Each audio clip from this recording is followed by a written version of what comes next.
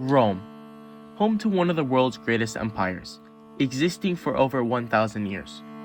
Though the superpower existed almost 2,000 years ago, its history still has a huge impact on Western civilization. Here, one can attribute the spiritual vacuum and the Roman disillusionment with their own pagan religion following the disastrous rule of Emperor Nero as a turning point to the rise of Christianity, which would go on to dominate European society for the next millennia. The Roman religion, featuring the well-known pantheon of gods such as Jupiter, Mars, Venus, Mercury, and other gods, is related to that of the Greek gods. In fact, Greece had a huge influence on Roman society, being reflected in the arts, religion, and social institutions of ancient Athens, where democracy first flourished.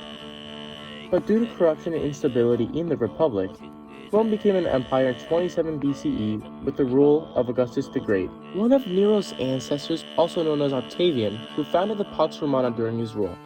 He ruled during an era of peace and prosperity that led to development in all institutions of governance and society.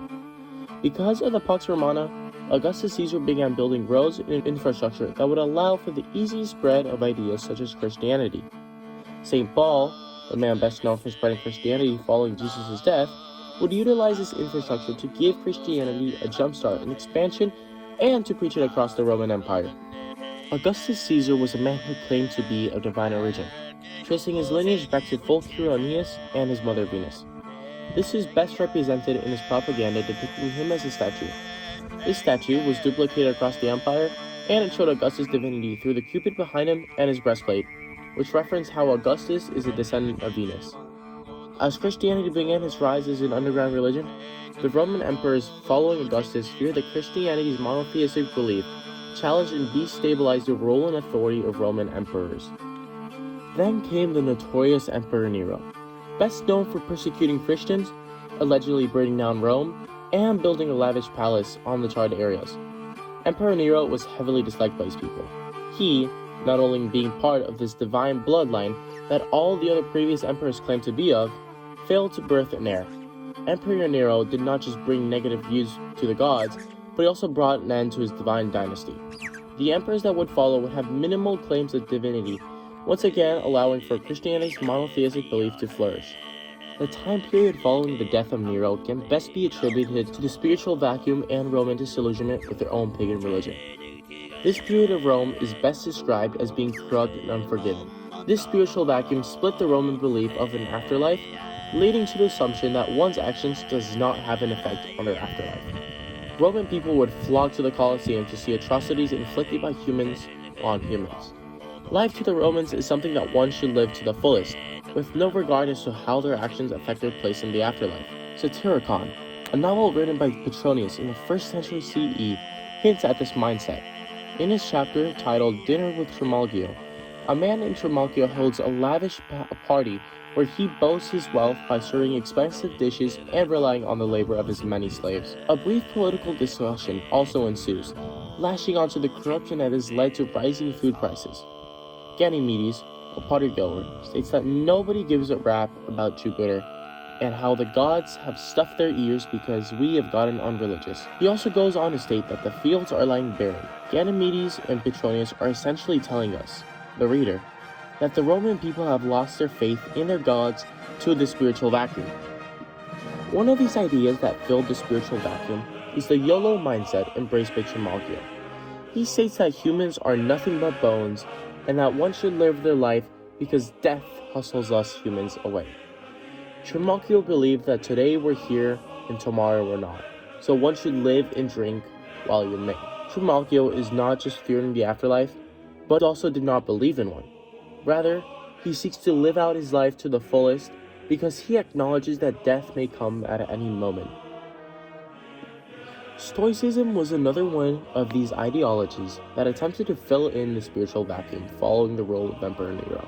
Stoicism believed in an all-knowing God who set one's fate in stone. Rather than contemplate where one's actions will take them, one should just trust that one's fate is always for their benefit. Stoicism's doctrines go further than this, diving into a philosophical realm where one is taught how to live a virtuous, happy life. But the religion that would benefit the most from the spiritual vacuum was Christianity. What Stoicism lacked was the concept of an afterlife, essentially stating that a moral person is not rewarded once one dies. Christianity attempted to fix this issue, emulating a Stoicist ideal that implemented a notion of heaven and hell. This ensured that, by being a moral and virtuous person, one is essentially granted eternal happiness in heaven. Those who do not abide by these ideals are subject to eternal damnation in hell.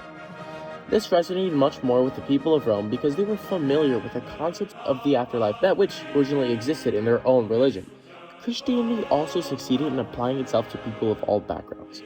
In the Gospel according to St. Matthew, Jesus describes the concept of heaven and hell in a way that everyone could connect to and understand. For instance, he describes heaven as a barn where all the wheat, or the good people, go once Judgment Day arrives. Meanwhile, all the weeds, or the bad people, are burned outside.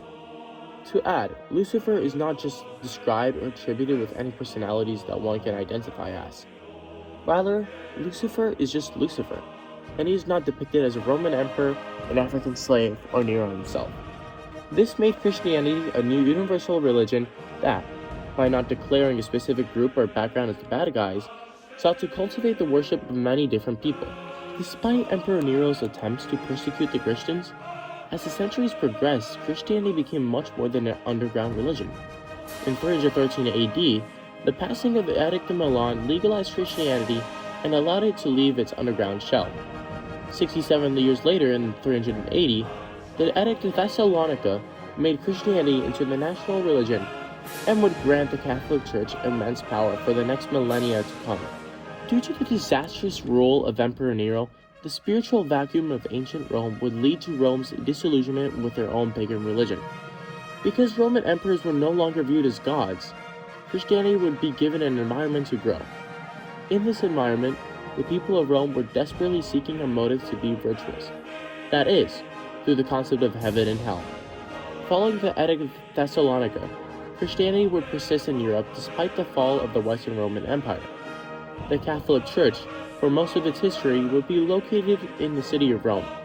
And for over 1,000 years, the Catholic Church would be the dominant religion and political identity, controlling the political, social, and international affairs of Europe.